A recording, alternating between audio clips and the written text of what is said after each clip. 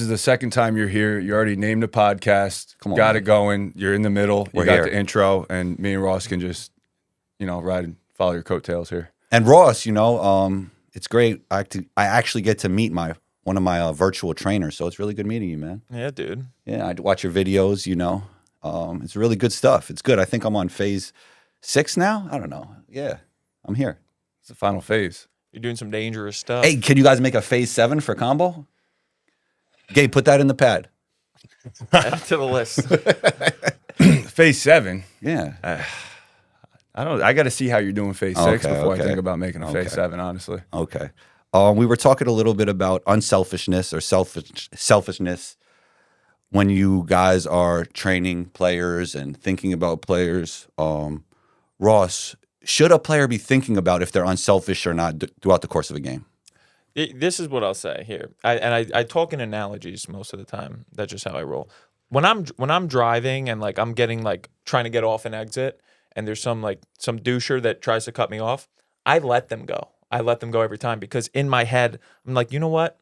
I'm banking up goodwill right now because when it's my turn, I'm cutting the whole I got to be somewhere. I'm cutting everybody off, and that to whatever you can do for the energy to make it work so that you don't slow down. Whatever you need to do, I think is worth it to do. Whatever works for you works for you. And I think for some people, for him to actually say he's thinking about being selfish. Okay, if that's in your head, thinking about being selfish, it's at least worth a try to say, you know what? Practice this. When you're off, just pass the ball. Look to get your teammates involved because this is not a game of prioritize this one possession right now, because if it was, NBA teams would play how they play in the last possession of games. They play it the whole entire time. Kyrie ISO, Kyrie ball screen. That's how they play at the end of the game. They don't do that the whole time. There's a flow, there's a rhythm, there's a pace to the game that it's okay, this part is important, this part is involved. So you pass the ball, but then when you go, that should give you that privilege to say, you go. It's you shouldn't get in a jam and then pass it out because that just kills you. That's the worst thing to do. When I drive and it's I look like I'm forcing it and then I have to get out of a bad situation, that is negative karma, negative points, negative energy. When you make an easy layup, when you get a successful kick out from the paint, that makes you feel good. That's good for your energy, good for the vibe, good for just building confidence overall in that moment. So, but when it's your turn to go, it's just ride or die with what you're going to do, and that's it. And that's how the game needs to be played. But you can't just go every time. You can't do that every time because then it's going to creep in your head. Okay, I should be getting other people involved. I should be. Think about LeBron. Is LeBron not confident or is LeBron not sure of himself because he doesn't pull up from half court? No, it's just why would he do that? There's no reason to do that. There's other people on your team. You're not the only person on your team. When it's your turn, though, you go so that you could make the most quality part of when you have the ball in your hands. It's very high quality. Yeah, I mean, LeBron's a great example of that because he's game managing, and it's not about if he's unselfish or selfish. He's just trying to put people in place to be in the best position they could be. Yeah. Yeah, any of the best players I've trained or played alongside of, nobody's thinking about whether they're selfish or not. They're thinking about winning the game. Their goal is to win the game, and it takes a level of self-awareness to know who you are and who your personnel is on your team. Smaller guard, there's better game managers, and they know they're not best suited to, drive to the paint every time or pull up every time or whatever it is, and they're looking to get their teammates who may be better at certain things involved, and they're not. And then you have guys that are, killers, scorers, and they get the ball, and they're looking to freaking put the ball in the hole, and that's them. And it's really understanding what your skill set is. And I think if you're thinking about being selfish or unselfish, you're not focused on the right thing. I mean, it definitely comes into play because it's there are instances if you watch players play, really Anthony Edwards play, he's not, even if he has it, he's not putting the ball down every single time to try to get. There are some times where it's the same exact situation, but he'll just pass it just to keep the ball moving, let other people touch the ball. It's not just about the Anthony Edwards show. And yeah, this comes back to winning. It all comes back to winning and doing well, but it's there's a certain okay, I'm going every single time. I'm trying it. If you score, amazing. You keep going and you keep going after it. But it's if you just go every single time, that's kind of a force thing. And now you're not playing with all of your faculties. Yeah. You're not playing with everybody, you know? I think looking at Ant Edwards progress through his first couple of years, not that he was struggling as a rookie, he was phenomenal, but you can see him maybe forcing some things, right? Taking shots, right? And that was part of the process to get him to understand how to fit into his team. And now it's like game time. He's got the ball in his hand. Yeah, but you watch him play the first 40 minutes of the game. There's a flow to it. And he's learned that in it's 3 seasons now. You know, you mentioned the word flow. You actually both mentioned the word flow. And I find it interesting that I feel like the teams, and I know you're a big fan of the Serbian national team, they just play with better flow than we did. We just out-talented the competition in these Olympics. Yeah. I also think there's some grown men on that team. I just watch that team and I trust that team. There's something about it. It could be like the defensive rules. It could be all that. I was telling trust people that team. hey, they're going to win this game, or they have a great chance to win this game in Paris. I was telling people that people were looking at me like I was crazy, and then people were texting me in that first quarter when they were that first quarter or first half when they were up 15. But the Team USA just out-talented them in the end. You know. Did you think USA was going to pull that off, or you thinking they were going to lose? Well, before the game, I thought Serbia was going to win, actually. Yeah. Really? I was telling people that in Paris, and people were looking at me like I was crazy. Because I just feel like they, all those years of chemistry together mean so much. And that they were going to, and I watched them play against Australia, come back against Australia. And I think Jokic was the best player in Paris. When you have the best player on the team, I mean, you always have a chance. Just like I keep on saying it, like we're never going to be able to do this again where we're just going to out-talent the competition. We got to find a way to develop chemistry with our national team. You think that's a priority for Americans, USA, to develop a better international game when they have the NBA?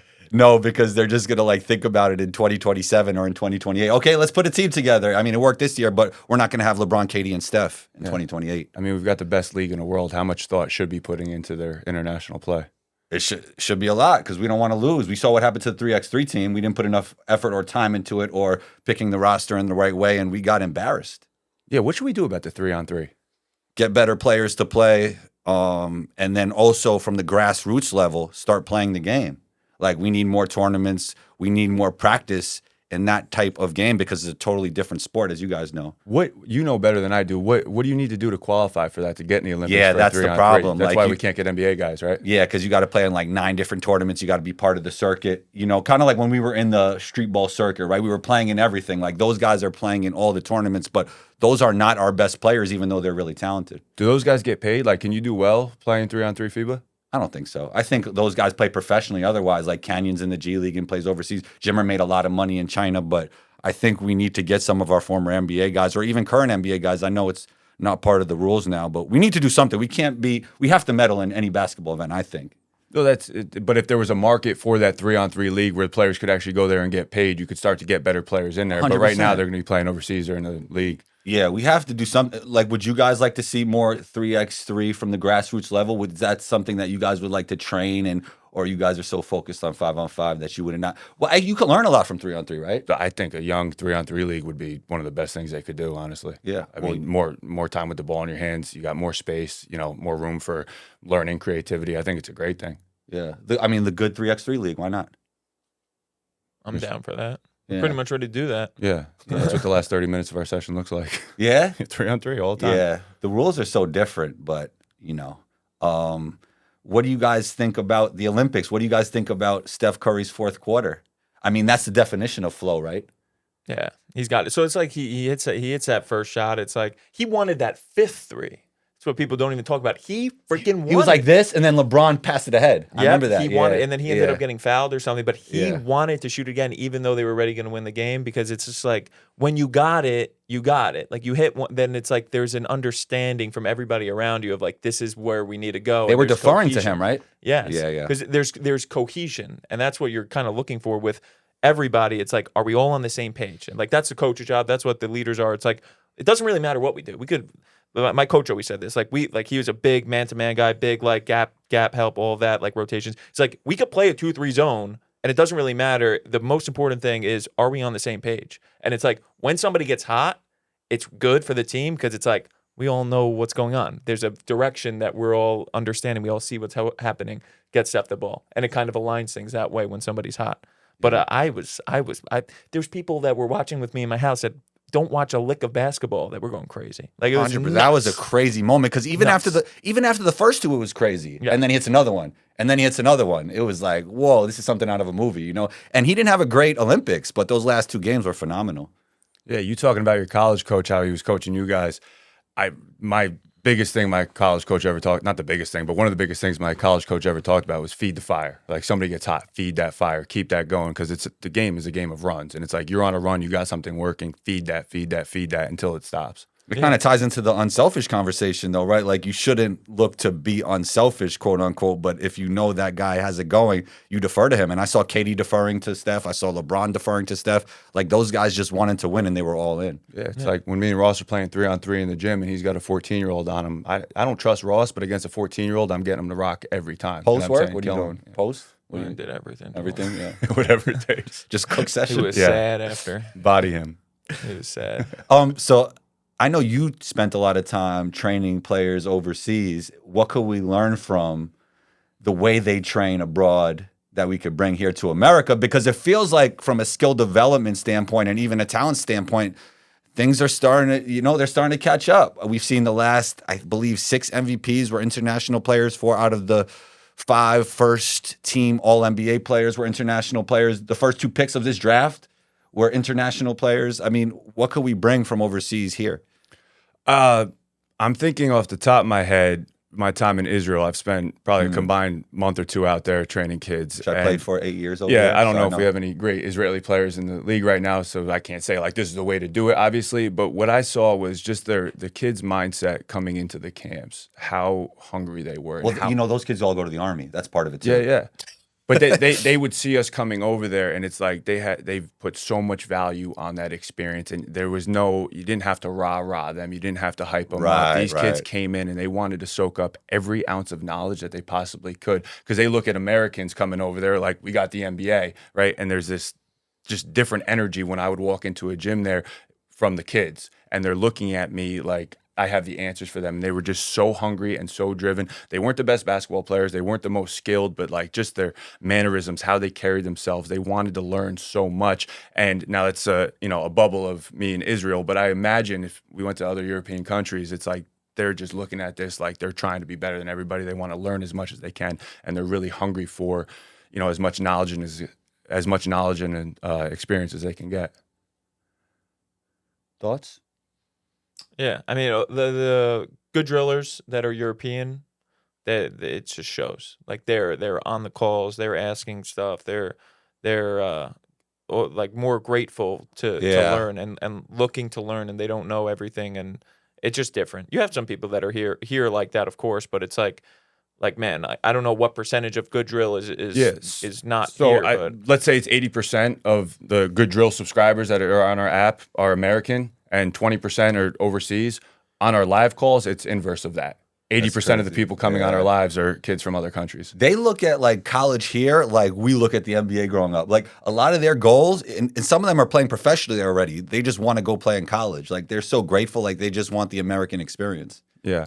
And then we talked about it the last time we were on, but a lot of what they're doing over there is more on the end of small-sided games and getting a ball in their hand. And even the way they progress it from using a smaller ball, lower hoop, right? They keep the kid. I mean, that's how it should be, right? I mean, the ball we play with, putting that in the hands of a 7-year-old that isn't developed, does it really make much sense? Having a 10-foot rim, right? Does that make sense for an 8-year-old, 9-year-old, 10-year-old?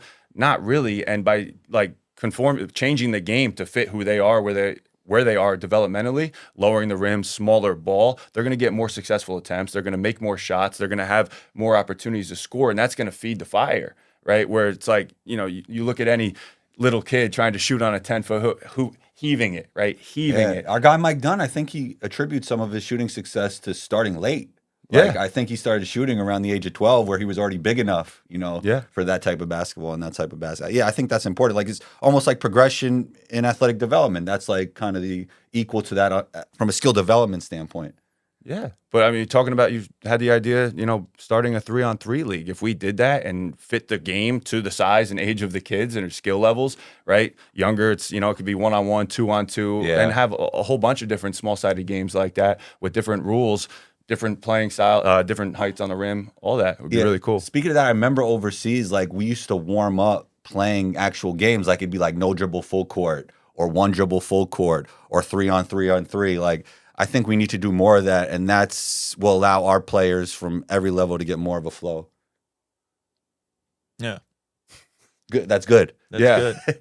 What are your thoughts? So you think Serbia national team could beat the Nuggets? I think I feel like sorry to cut you off. I like the way Serbia plays basketball better than the Nuggets, but I feel like over the course of like let's say a 7-game series, the athleticism would win out on the Nuggets side.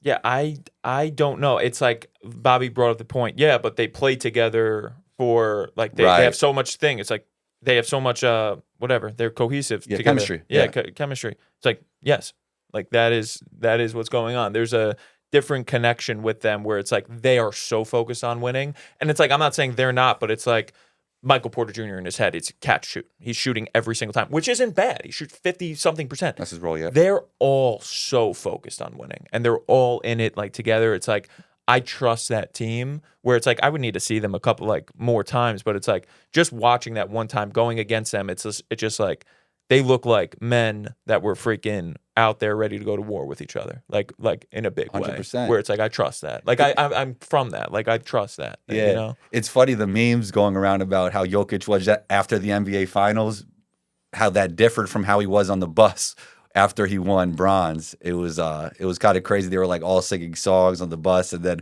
after the NBA Finals, he was like, "Job's done, time to go home." It's just, I mean, you know, Sun Tzu talks about this in his books, like. There's just so much more motivation when you're fighting for a cause over just doing it for the money. Not saying he was only doing it for the money with the Nuggets, but that was really awesome to see him in his element. Yeah. My question, so Ross, Serbia's playing the Nuggets. What team is the Joker on? Oh, both. He's on both. Both, yeah. I mean, this is not a real situation. Of course. No. It's really Serbia versus the Timberwolves. I got Serbia, bro. I got Serbia. No way. In that series, I got Serbia beating. Like I don't think the Timberwolves have a freaking chance against Serbia. Granted, I need to see them with NBA rules. I need to see it there, but it's like how they looked. If the Timberwolves were in that game against Serbia, Serbia would have beat the Timberwolves. They would have beat the Timberwolves. Tell me why. They're just grown men playing against the Timberwolves. I just don't believe it. I think we cut this and just. What do you think about that below? Oh, 100, bro. That's nobody would agree with me, but this is just taking in information. Drop a comment immediately. Yeah, I watched that series. I watched that whole series. It's just like I don't know. I don't know what's going on. Yes, they have Naz Reid. They have long athletic guards, bigs, everything. They have Karl Anthony Towns. They have all that. But it's just like I see the big that I don't even know who he is, what his name is. The big that played with Jokic on Serbia. It's like that's a grown ass freaking man. I trust that team cohesively to beat the Timberwolves. I just do. Not to get too basketball nerdy, but it probably would depend on which rules you're playing with too, right? So I'm definitely in that game against USA, they're beating the Timberwolves. If the Timberwolves replace Team in USA, a 7-game series, you think? In one game, if I had to put all my money on one team and I was forced to, I'm putting it on Serbia. I'm not putting rules?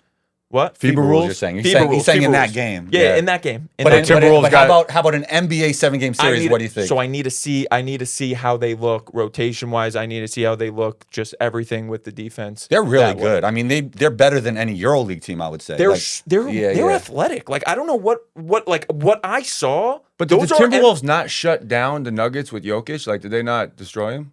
He's basically saying he likes Serbia better than the Nuggets. I like them better. But he's saying no. That's what I'm saying. But you're saying Serbia is going to take down the Timberwolves. That's exactly. Yes, that's exactly what I'm saying. Yep, you did a good job of. But that's not going to happen. Why not?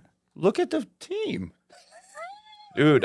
So athletically, it's different levels. I don't know if I agree 100% with that. I think I see that team, and I saw the point guard of Serbia standing next to Steph Curry. He's freaking massive. He moves extremely well. They are like, yes, there's more gaps. Yes, there's more pressure. From a basketball team perspective, they're better, but then you have to bake in everything else, like talent level. They would have Anthony Edwards, who kind of could take over a game.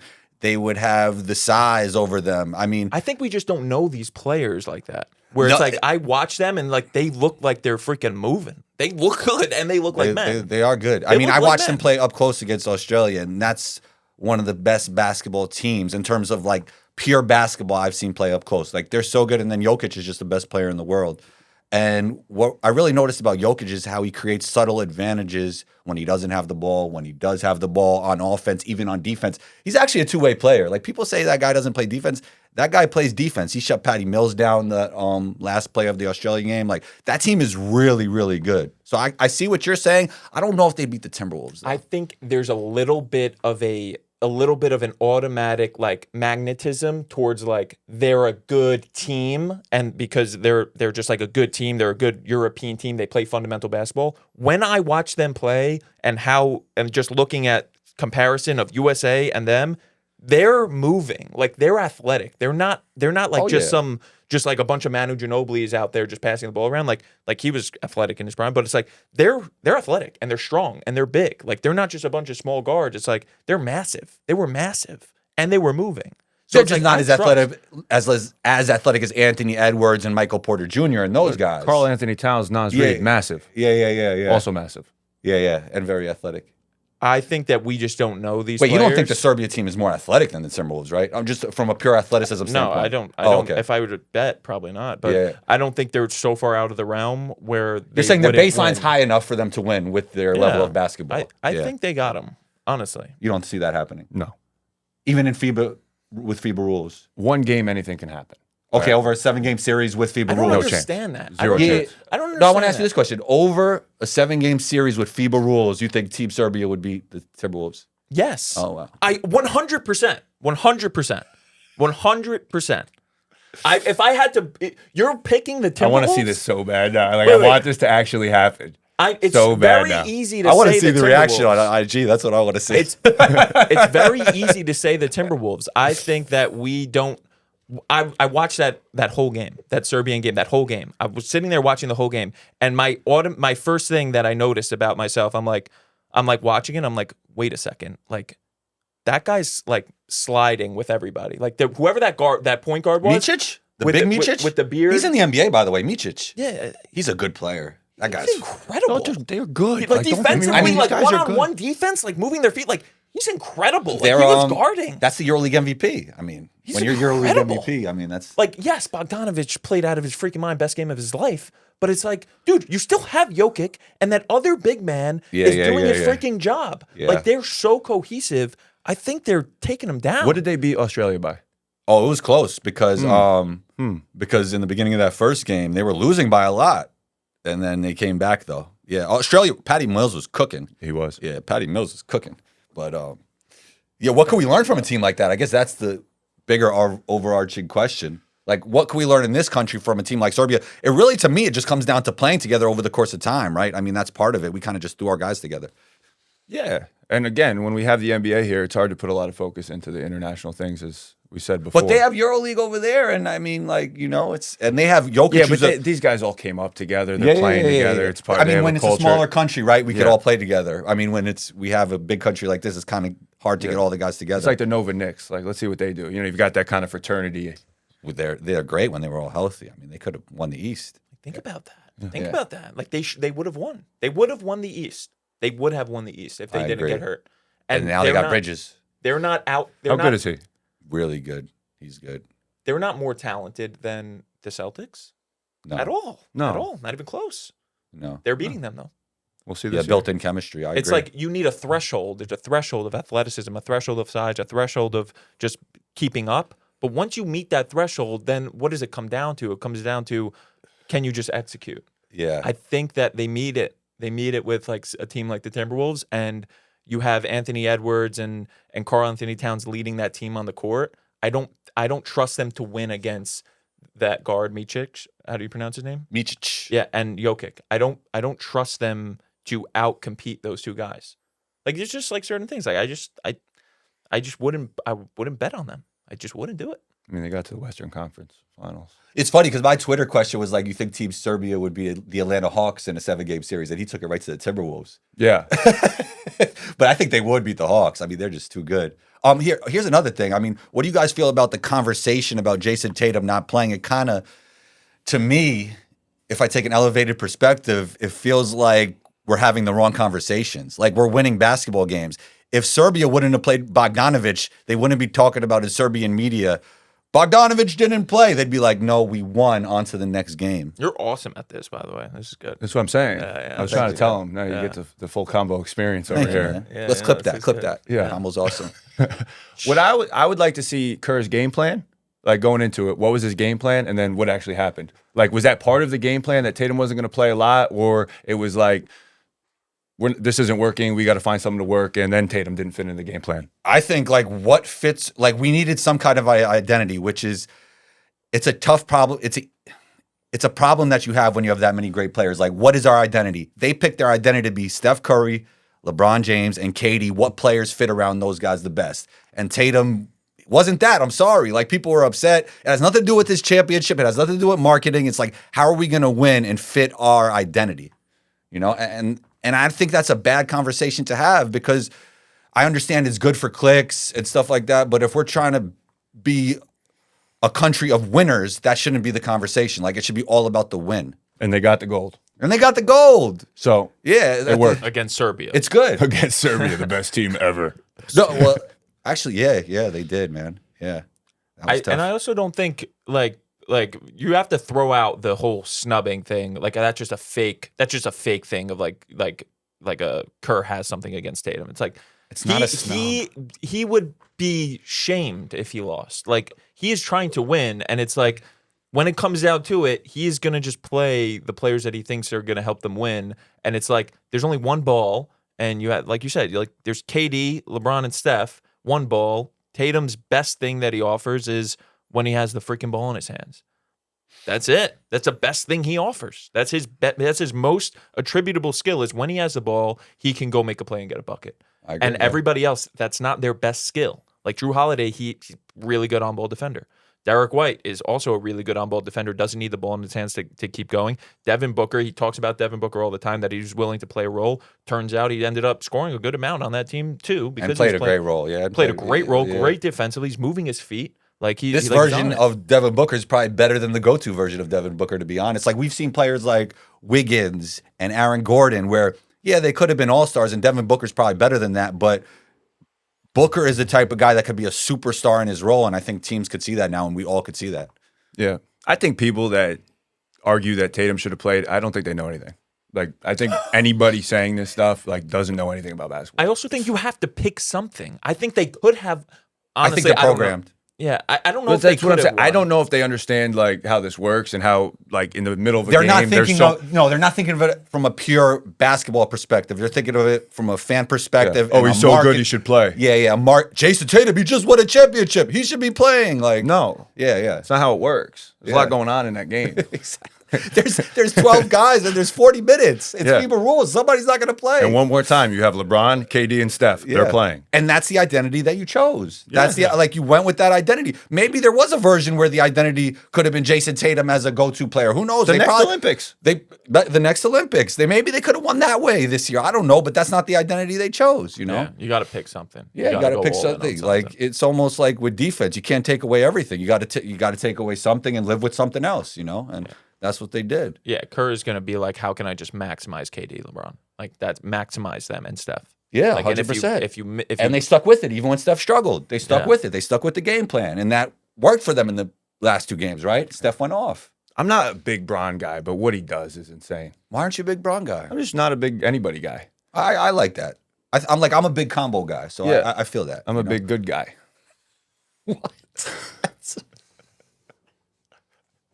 I'm a big good guy. Oh my god. Okay, let's shift the. There we go. Let's shift the conversation slightly. No, you're good. You know, I think it's good to have contrast sometimes in conversations, and this is the good pod, and you guys run good drills. But what does a bad workout look like? Ross, go. I think a bad workout, like we talk about this all the time. It's not the drills, it's not the workout that makes a workout bad. And it sounds like such a cop out, but it's the player that makes it bad. It's what the intention of the player that makes it bad. Lifting could be a good workout. Lifting could be a good basketball workout. It could help you. Shooting 1,000 shots could be a good workout. But it's like when you do something if you don't, I describe this 3 things. It's like, if you don't know what you're working on, you don't know why it's going to help you, and you don't know how to do that thing better, it's not a good workout. Like, if you do a drill and you don't know how to do it better, it's not a good drill. Like the end. Like, how can you do a drill and not understand how can I take this further? So, for example, like if I do a move, right, and I'm like working on a move, like fine, you could work on a move, work on your moves. It's like, as long as you know how to do it better, whether that means faster, whether that means how you're moving, like how your movement. If you don't know how to do something better and you're not trying to do it better, then it's a bad drill. Thoughts? There needs to, what he's talking about is intention and focus and understanding, and an understanding of what you're doing and how it's going to get you better at what you're trying to get better at, right? So a good workout is something that is getting closer to your goal, right? It could be in a micro of this workout, I'm going to be working on finishing, or I'm trying to get better at shooting, or I'm trying to work on my handle. What's the main goal, right? I'm trying to make my varsity team. I'm trying to be a D1 player. I'm trying to be here. Okay, what's going to get me there? And now it's really understanding where I lack, where I'm not good, and what attributes do I need to get better at to get me where I'm going. And most of the time, it's a lot of those things. You need to get stronger. You need to get faster. You need to jump higher. You need to get better at shooting. You need to get better at defense. You need to get better at dribbling. And now it's understanding how to put yourself in positions, in drills or whatever it is that are going to get you closer to that goal. There needs to be a challenge present. There needs to be, okay, I'm doing this. How do I know I'm getting better at this? How do I know this is getting me closer to your goal, right? How do I know this is getting me closer to my goal? And if you understand that, you will continue to get better because you're going to keep seeking challenges in the direction of your goal. I totally agree. I would also add it's how you delegate your time throughout the course of a workout. Like, to me, when I'm watching somebody go through stationary dribbling for 45 minutes, I'm like, yeah, your handle's probably getting better, but is this the best use of our time? Yeah, it's like there's nothing wrong with going on a 5-mile run. You want to go on a 5-mile run? I'm trying to get cardio up. Is that better? Is that the best thing you could be doing to get better at basketball? Probably not. Absolutely if you not. enjoy running and it's, you do it once a week to clear your mind or something like that, you can look at it from that benefit. But it's like, if you can't shoot, you can't dribble, you're slow. It's like, that's not the best thing for you. It's not bad. It's just not really what's going to move the needle for your game. I guess I could argue it's bad because you could be developing slow twitch muscle fibers, right? It could be. It's just not like, not to get too nerdy. Go hoop. Yeah. Like, it's not that's the best way to get cardio. Yes. That's good cardio. Yes. Hooping. Clip that. Okay. Anyway. Thoughts? Any thoughts? Yeah, it's people talk about specificity all the time. They'll say like, oh, like specificity. Yeah. both ends of the spectrum. They'll talk about like I went to PT school. We had somebody helping somebody be better at golf. Put a freaking cable at the end of the golf club, swing it, and they're like, oh, specific. It's like, no, that's dumb. Like, because it's like, that's not specific to the problems. Like, you're just being specific because you have a golf club there. It's stupid. But then on the other end, there's people that are like, oh, specificity doesn't matter. No, it does. You actually just have to be specific to the thing that you're trying to get better at. It's like the example with like the foot with Alex. It's like, my first thought was like, oh, he should do some top end speed sprinting because like ground contact time. But then I was like, you know what? Like, why would I even think that way? Like, why wouldn't I just think, what is his problems that he's having in the game? What are the movement problems that he's having? And then how can we address them as close to the source as possible? And if you don't think like that, then you're just not, you have no organization with what you're thinking about. You need to stay as close to the thing as possible. If I watch somebody in a game, like if you go watch somebody in a game do something, it's like, and you think that they have a problem in the game, your first thought isn't like, okay, the thing that I'm going to tell them right now is something about training. No, your first thought is, how can you just position yourself better in the most efficient way possible to be better with what you have in the game, right? If there's nothing there and it's like, okay, now you're lacking something, say perceptually, you don't know how to read the defense. All right, you know what? You have to include more live training. You know, if you relax speed, all right, this is a problem. It's going to take a long time to get this solution down pat, but it's like, you need this, like in the long term, and for right now, you're not going to go anywhere if you don't have the speed, the movement, whatever. So it's like addressing problems as close to the source as possible is like the only logical thing that in my opinion, that you should be doing. I think addressing problems is good. I also think a lot of times in this country, it sounds so like in this country, it sounds like that's too much. But anyway, in this country, everybody trains like Kyrie and James Harden. And I love those guys, and those guys influence the way we train players these days. But like to your point, like we got to look at the specific player, their role in the team, how they play basketball, the problems we can improve on instead of just going in the gym and doing drills as if they were Kyrie or James Harden. And everybody wants to make the NBA, but your best chance to make the NBA is to be more like, let's say, a Nicholas Batum than a James Harden or Kyrie, a guy that could play without the basketball. And I think there could be some more emphasis on that. Just a little bit of balance. Like, I love working on my bag to this day. Like, I have no reason to be working on my bag, right? But I don't think that should be everything in skill development. Yeah. Well, you're saying that everyone's trying to train like Kyrie and Harden. They're emulating who Kyrie and Harden are now. Yeah, they're right. looking at what they're doing in the game, and they're training how they think they should train to be like them. Right. Right. Why don't we look at what Kyrie was doing when he was a kid? Why don't we look at Harden doing? And they're what probably he was, still doing now.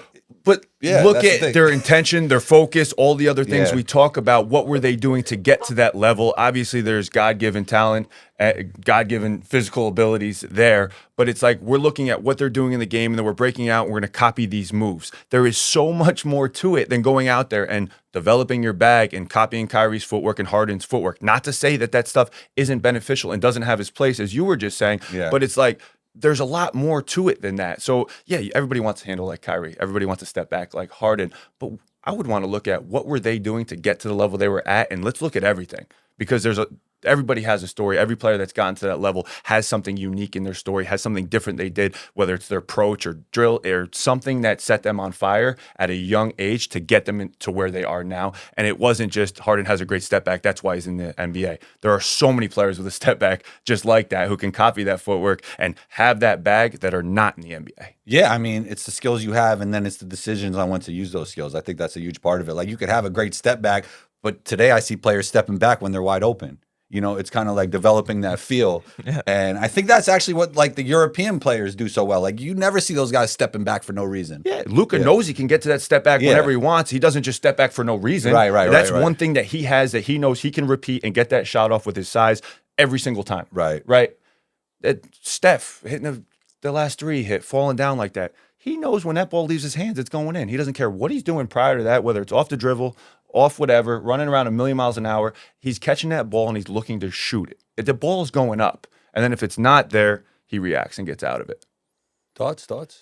The it goes back the specific, like what is specific about the reason why Kyrie can get by his defender, and it's like what do players do? Players look at the moves. What do trainers do though? Trainers also look at the moves and they just start categorizing things that just don't matter. It's like the reason why Kyrie is able to get past his defender most of the time is because of how he moves, the speeds he could move at, Yeah. and his ability to keep the ball up with that movement. Period. The end. That's it. So it's like if your training isn't like for Kyrie, it's like if you just look at that is the strategies that he uses. And if you're drawing inspiration from other players, perfect. If you're having problems in the game getting by your defender and you think it's a problem, like for whatever reason you're getting cut off, it's like you're probably just slow and you have to be good at it. 100%. Luka Doncic doesn't have a really good step back because he practiced doing a step back slow. He has the highest eccentric strength, eccentric rate of force development. Yeah. In the NBA, that is why his step back works. 100%. That is why he can change direction. So it's like there's skill. It's very important, but what people don't understand is like I say athletic skill. Yes, it's like your yes. ability to not only have that athletic tank, but then coordinate. And there's no drag between the skill that you have and the athleticism that of your potential. And we focus on that a ton because it's like that is what actually will allow you to play at higher and higher tiers. Is your 100%. athleticism and how it combines with the skill. Yeah, I think when people think of handle, they think of the hands, but they might not realize how much footwork, foot speed, deceleration has to do with it. And that sometimes like your handle's not going to get that much better after, like, there's a point of diminishing return, right? Like, we have to probably do some stuff in the weight room or do some sprints or jump some rope and just become a better athlete to have a better handle. Yeah. Yeah. Can the ball keep up with your body? Yeah, Right. yeah, What's yeah. limited? What is limiting your ability to dribble the ball? Right. You could be a 4.5 40 guy, fastest guy in the world. Now put a ball in your hand. What's your 40 at? Yeah, that's the other extreme, basically, from what I'm saying. Yeah. Yeah, that's what it could go Yeah, both ways. yeah, right, One, you're right. not athletic, so you're too slow, or one, you are athletic, but you don't have the motor control with the basketball to keep up with your athleticism. Right. And how do we approach that? Yeah.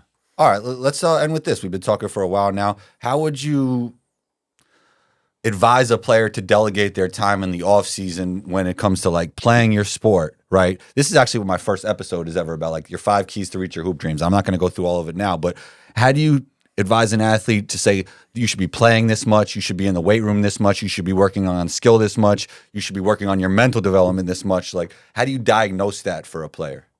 I think that just as an example, I do it with myself all the time. I'm constantly making adjustments to what I do on the day to day, Yeah. depending on what's in front of me. I think what they have to do, if somebody's asking me that, that means they haven't started. That means they're not, or at least they're not putting in the work that they should be, the Yeah. volume. It's like when it comes to getting an output, it's like if you want a useful input, you have to look at the total amount of things you're putting in the system, how much work you're putting in, and then how efficient it is. Let the efficiency come over time. Let it be like, okay, you know what I'm doing? Say you're doing good drills. It's like good drills, perfect, ball handling, shooting, athleticism, everything, right? Then it's like, you know what? I need a little bit more, just like this focus on my shooting, a little bit more, and you slowly dial it in. I'm changing my content strategy by the day because it's like things Yeah. are changing. Like I'm not sticking with one plan, you know? Like I'm changing that every day, getting feedback. So there's feedback in the moment when you're skill development, but then there's feedback in the macro with the plan. Like, what is the plan? And I'm getting feedback. What's working? What do I need more of, less of? Bonus topic. What has changed lately when it comes to Instagram and TikTok and the way algorithms are, in your opinion? Carousels, pictures of carousels. I just posted just a picture with words on them. I see Gary V do it all the time. The pictures with the words. He It's has, very like, the shareable, quote. right? It's very shareable. Yeah, it's shareable, but it's Yeah. also just like there's something about it right now. Reels are just not as potent, but honestly, just freaking what always works is the freaking just you say something you believe in that's valuable. Well, being good. Yeah. That always works. Being good I know works. it's on brand, but that's really like the truth. Like if you're good and now the algorithms are programmed to push good. Yeah. Yeah. It's funny. A year ago, Ross is like, long videos are good right now. Long videos. I'm like, yeah, but they got to be good, right? Yeah. And but he was right. I'm also right. Like there was a time on TikTok, if you posted anything over a minute, it's going.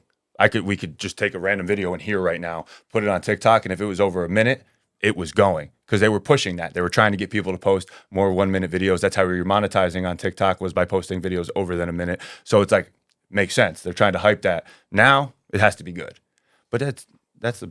It's paying attention. It's paying attention, and then when you see something, you test. Same thing with basketball. It's like you pay attention, what's going on. Oh, you know what? I feel this. I'm going to test this drill out. I'm going to test this feeling out. You know what? This is working. I'm going to ramp it up. I'm going to freaking put myself in a situation where I'm challenging this thing. And it's like just constantly like, yes, there's the work and we just do the work every day. But then I have tons of parts of my day where I'm like, I like make sure that I am looking at what am I doing? What are other people doing? What is my goals? What are my things that are going on? And time to literally, I have a block of time that's when I'm at my best, where it's like a 15-minute block where I look at my schedule and I just look at it and I'm like, is this the best representation of like a direction of where I want to go? And like players should be doing that. That's how you get, like, it's not exact science. Like you're the only one with the data to know. Like it's not like everybody should do this cookie cutter thing. It's like there's different for different people. Yeah. Yeah. I think everybody out there has something of value they can offer, but it takes reps to really convey that value, right? You can't be afraid to do stuff and put it out there that isn't going to work. Because You can't be afraid, period. I mean, that's the Right. starting point, right? I was afraid. I did it anyway. You were Like, afraid? Yeah, nervous. of- Didn't like being on camera. Didn't like talking. Self-conscious of how I look, how I'm talking, am I stuttering, likes this, and then we just started freaking going. And the more reps you get, putting yourself out there, getting haters hating on you, trolls, all that, it's Yeah. like these people don't know me. Yeah. I mean, as you ascend, you'll see more and more hate. That's just the fact of life. Yeah. And with that philosophy, we shall end the pilot episode of the Good Pod. Gabe, it says drill here still. You didn't change it to pod yet? What are you doing? Come on, man. Yeah, Get it AI. together. A new good sign is on its way. And also, we need a mic. Yeah, Gabe, we got to mic you up.